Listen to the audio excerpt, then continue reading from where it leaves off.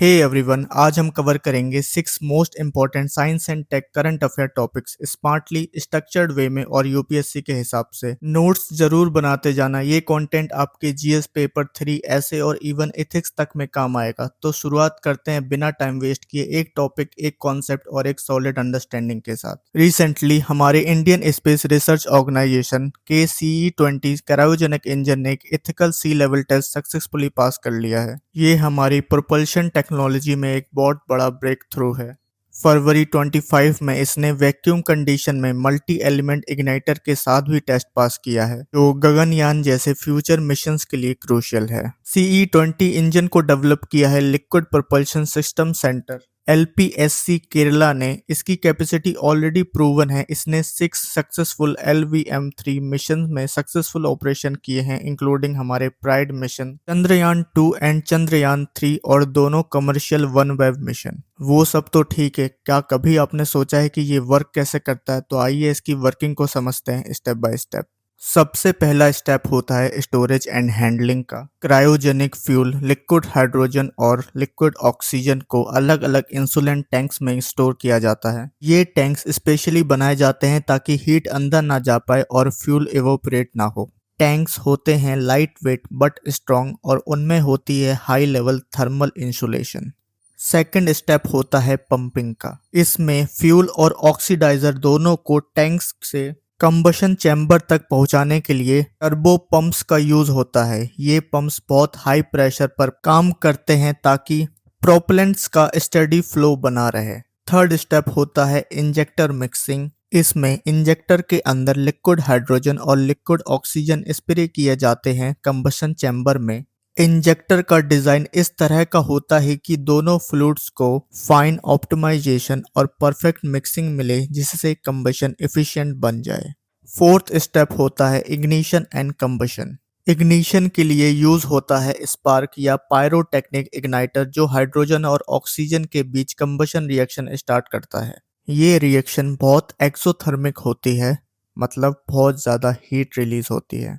इसे बनाने वाले गैसेस होते हैं mainly steam H2O and left over hydrogen. Chemical reaction को आप स्क्रीन पर देख सकते हैं। कंबशन चैम्बर के अंदर का टेम्परेचर 3000 डिग्री सेल्सियस से भी ज्यादा हो जाता है। लास्ट स्टेप होता है एक्सपेंशन एंड थ्रस्ट का। जो हॉट गैसेस बनती हैं वो रैपिडली एक्सपेंड करती हैं और नोजल से बहुत हाई स्पीड में बाहर निकलती हैं। न्यूटन्स थर्ड लॉ के according every action has a equal and opposite reaction. जब गैसेस पीछे निकलती हैं तो रॉकेट को आगे थ्रस्ट मिलता है। इसी प्रिंसिपल से रॉकेट लिफ्ट ओवर करता है और स्पेस की तरफ प्रोपेल होता है।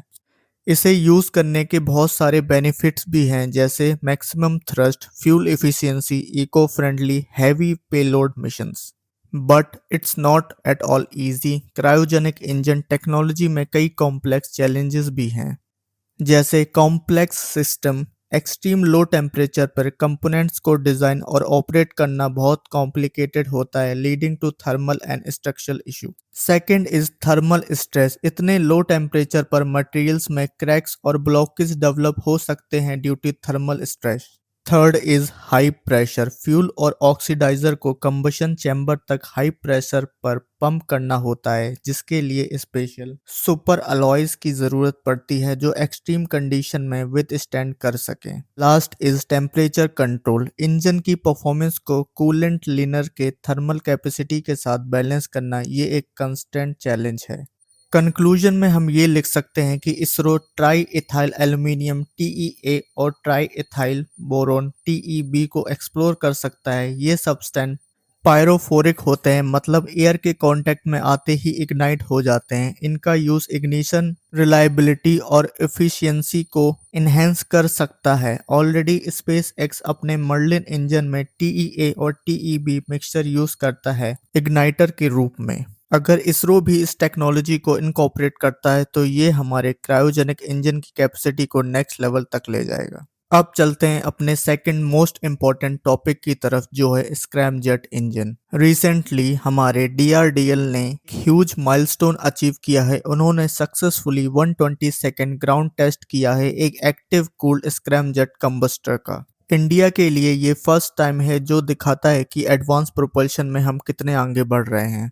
तो अब क्वेश्चन आता है कि स्क्रैमजेट इंजन आखिर है क्या। इसका फुल फॉर्म है सुपरसोनिक कंबस्टिंग रामजेट इंजन। से आप रामजेट इंजन का टर्बोचार्ज वर्जन समझ सकते हैं। जहां रामजेट सुपरसोनिक स्पीड पर काम करते हैं, वहां scramjet takes it to a hypersonic speed, मतलब मार्क 5 से भी ज्यादा। तो आइए एक बार फिर आपको स्टेप बाय स्टेप वर्किंग समझाता हूँ स्क्रैमजेट इंजन की। स्क्रैमजेट इंजन तभी काम करता है जब व्हीकल ऑलरेडी सुपरसोनिक स्पीड यानी माक 3 पर हो, इसलिए स्क्रैमजेट पावर व्हीकल को रॉकेट या बूस्टर इंजन की मदद से पहले हाई स्पीड तक ले जाया जाता है। नोट करने वाली बात यह है कि स्क्रैमजेट खुद से लिफ्ट नहीं हो सकता, पहले किसी और इंजन से स्पीड गेन करना पड़ता है। Second step is air intake. जब व्हीकल हाइपरसोनिक स्पीड पर मूव कर रहा होता है तो एटमॉस्फेरिक एयर इनलेट से हाई वेलोसिटी में अंदर आती है। ये एयर अभी भी सुपरसोनिक स्पीड पर होती है, इसीलिए कोई टरबाइन कंप्रेसर यूज नहीं किया जाता।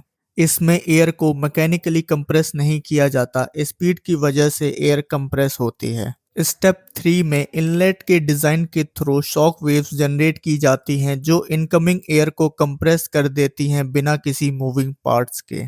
कंप्रेशन इनलेट डिजाइन के जरिए होता है, बहुत ही हाई टेक ज्योमेट्री होती है इसमें। फोर्थ स्टेप होता है फ्यूल इंजेक्शन और मिक्सिंग का। इस कंप्रेस्ड एयर के अंदर हाइड्रोजन फ्यूल इंजेक्ट किया जाता है थ्रू इंजेक्टर नोजल। ये फ्यूल और एयर मिक्स होते हैं जब व्हीकल मार्क 5 प्लस की स्पीड पर होता है। कंबशन चैम्बर में एयर की स्पीड स्लो नहीं होती, यही स्क्रैमजेट का कोर फीचर है। लास्ट स्टेप होता है सुपरसोनिक कंबशन। एक इग्निटर लाइक स्पार्क और auto ignition due to heat fuel air mix को इग्नाइट करता है। कंबशन होता है while air flow remains supersonic. This is why what separates scramjet from ramjet. Combustion से एक्सट्रीमली हॉट गैसेस प्रोड्यूस होती हैं, mainly steam, water vapour and unburned hydrogen से। Last, expansion and thrust. Combustion से जो hot gases बनती हैं वो nozzle के थ्रू रैपिडली एक्सपेंड करती हैं और हाई स्पीड वेलोसिटी पर बाहर निकलती हैं। यहाँ भी न्यूटन्स थर्ड लॉ अप्लाई होता है, every action has a equal and opposite reaction. जब गैसेस पीछे की तरफ निकलती हैं तो व्हीकल को आगे की तरफ थ्रस्ट मिलता है। थ्रस्ट की वजह से व्हीकल और ज्यादा एक्सेलरेट करता है और मार्क 6 तक पहुंच सकता है। पोटेंशियल तो बहुत ज़्यादा है, बट स्क्रैमजेट डेवलपमेंट में कुछ बिग चैलेंजेस भी हैं, जैसे high energy fuels, high initial cost, integration issue, active cooled system, heat resistant material develop करना। फिर भी ये टेक्नोलॉजी डिफेंस और स्पेस एप्लीकेशंस में गेम चेंजर हो सकती है। अब आगे चलते हैं अपने थर्ड टॉपिक पे, जो है जेनेटिकली मॉडिफाइड ऑर्गेनिज्म। रिसेंटली सरकार ने 2024 का ड्राफ्ट रिलीज किया है जिसमें जीएमओ और हजार्डियस माइक्रो ऑर्गेनिज्म के इंपोर्ट एक्सपोर्ट स्टोरेज के नए रूल्स डिफाइन किए गए हैं। इसका एम है इंडिया में जीएमओ रेगुलेशन को और स्ट्रॉन्ग बनाना। अब क्वेश्चन आता है आखिर होता क्या है ये जीएमओ। ये एक प्लांट, एनिमल या माइक्रोब है जिसके डीएनए को जेनेटिक इंजीनियरिंग से ऑल्टर किया गया है, मतलब डीएनए सीक्वेंस को इंसर्ट, डिलीट या मॉडिफाई किया गया है ताकि उसकी कैरेक्टरिस्टिक्स को चेंज किया जा सके। इसको करने के पीछे पर्पस है ह्यूमन इंसुलिन बनाना, फ्रेगमेंट बेवरेजेस प्रोड्यूस करना या क्रॉप्स में पेस्टिसाइड रेजिस्टेंस डेवलप करना। इनको रेगुलेट करते हैं environment protection act 1986। GEAC approval के लिए मेन अथॉरिटी है biological diversity act 2002, codex food safety guidelines. ये वो सारे लॉज हैं जिनसे जीएमओ को इंडिया में रेगुलेट किया जाता है। अब देखते हैं जीएम क्रॉप बनाने का step by step process. Step first, desired gene की पहचान, आइडेंटिफिकेशन ऑफ टारगेटेड जीन। सबसे पहले वो जीन ढूंढा जाता है जो किसी यूजफुल फीचर्स के लिए रिस्पॉन्सिबल हो। एग्जाम्पल, बेकेलिकस थोरनजेनेसिस, बीटी नाम के बैक्टीरिया का क्राई जीन जो पेस्ट किलिंग प्रोटेक्शन बनाता है। जैसे बीटी जीन को कॉटन प्लांट्स में डालकर बीटी कॉटन बनाया गया। उसके बाद टारगेट ऑर्गेनिज्म से डीएनए सैंपल लिया जाता है, उसमें से डिजायर्ड जीन को आइसोलेट किया जाता है। उसके बाद थर्ड स्टेप जीन ट्रांसफ़र करना। यहाँ 4 मेथड यूज होते हैं। पहला है agrobacterium tumefaciens method. Most common method है। ये एक नेचुरल सॉइल बैक्टीरियम है जो अपना डीएनए होस्ट प्लांट में डाल सकता है। साइंटिस्ट टारगेटेड जीन को एग्रोबैक्टीरियम के प्लाज्मिड में इंसर्ट करते हैं। फिर इस बैक्टीरिया को प्लांट सेल्स के साथ इंक्यूबेट किया जाता है, जीन ट्रांसफर होता है। इस मेथड का यूज करके हमने बीटी कॉटन, बीटी ब्रांजल और बीटी मस्टर्ड बनाए हैं। सेकंड मेथड है जीन गन। इसमें टंगस्टन पार्टिकल पर जीन कोटिंग करके हाई प्रेशर से प्लांट सेल में शूट किया जाता है, जिससे जीन डायरेक्टली डीएनए के अंदर चला जाता है। ये ज्यादातर मेज, राइस, व्हीट्स में यूज होता है। Third process is micro injection. इसमें माइक्रोस्कोपिक निडल से जीन को डायरेक्टली प्लांट सेल के न्यूक्लियस में इंजेक्ट किया जाता है। फोर्थ मेथड होता है इलेक्ट्रोपोर्टेशन। इसमें प्लांट सेल्स को इलेक्ट्रिक शॉक दिया जाता है, जिससे उनकी मेम्ब्रेन परमिएबल हो जाती है, जिससे जीन डीएनए के सेल्स के अंदर एंटर कर जाता है। अब बढ़ते हैं फोर्थ स्टेप की तरफ, जो है सिलेक्शन एंड रीजनरेशन। जिस प्लांट ने जीन सक्सेसफुली एब्जॉर्ब किया है उसे लैब कंडीशन में ग्रो किया जाता है।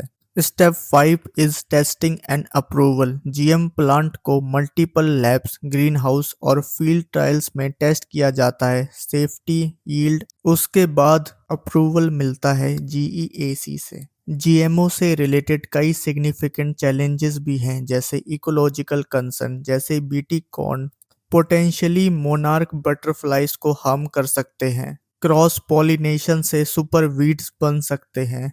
इथिकल कंसर्न, इनएडिक्वेट एक्सेस और बेनिफिट्स का इशू, और भी बहुत सारे चैलेंजेस हैं, जैसे seed sovereignty, market monopoly, biodiversity loss and health concern. अब बढ़ते हैं अपने फोर्थ टॉपिक पे, जो है आरएनए एडिटिंग। पहली बार ह्यूमंस में आरएनए एडिटिंग का एक सक्सेसफुल क्लिनिकल ट्रायल कंडक्ट हुआ है, जो प्रिसीजन मेडिसिन में एक हिस्टोरिकल स्टेप है। अब बात आती है कि आरएनए एडिटिंग होती क्या है। आरएनए एडिटिंग एक ऐसी प्रोसेस है जिसमें हमें जेनेटिक मैसेजेस को आरएनए लेवल पर मॉडिफाई करते हैं, डीएनए को टच किए बिना। अब देखते हैं difference between RNA and DNA editing. RNA editing temporary और रिवर्सिबल है, वहीं डीएनए एडिटिंग परमानेंट और इरिवर्सिबल है। आरएनए एडिटिंग में रिस्क कम है as compare to DNA editing. RNA editing is safer for therapies, DNA powerful but risky. अब बढ़ते हैं अपने नेक्स्ट टॉपिक की तरफ, जो है rare diseases.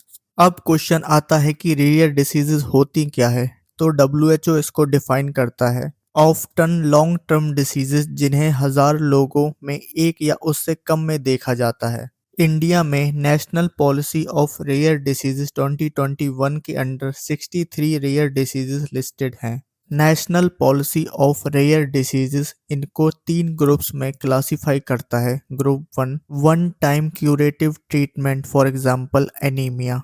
Group 2 long term treatment and group 3 definitive treatment available but cost high, long term therapy challenges. इन rare diseases के लिए गवर्नमेंट ने कुछ इनिशिएटिव्स भी लिए हैं, जैसे national policy for rare diseases, burden कम करने के लिए, अवेयरनेस बढ़ाने के लिए और ट्रीटमेंट सिंप्लीफाई करने के लिए।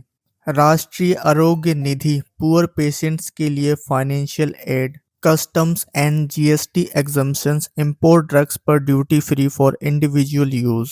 ड्रग ट्रायल रिलैक्सेशन, अगर किसी कंट्री यूएस, यूके, जापान में ड्रग अप्रूव्ड है तो इंडिया में लोकल ट्रायल की ज़रूरत नहीं। अब बढ़ते हैं अपनी नेक्स्ट न्यूज़ की तरफ, जो है ब्रेन कंप्यूटर इंटरफेस। बीसीआई एक ऐसा कंप्यूटर बेस्ड सिस्टम होता है जो हमारे सेंट्रल नर्वस सिस्टम से आने वाले ब्रेन सिग्नल को डिटेक्ट करता है और उन्हें डिकोड करता है, फिर उन सिग्नल्स को एक्शन कमांड में कन्वर्ट करता है।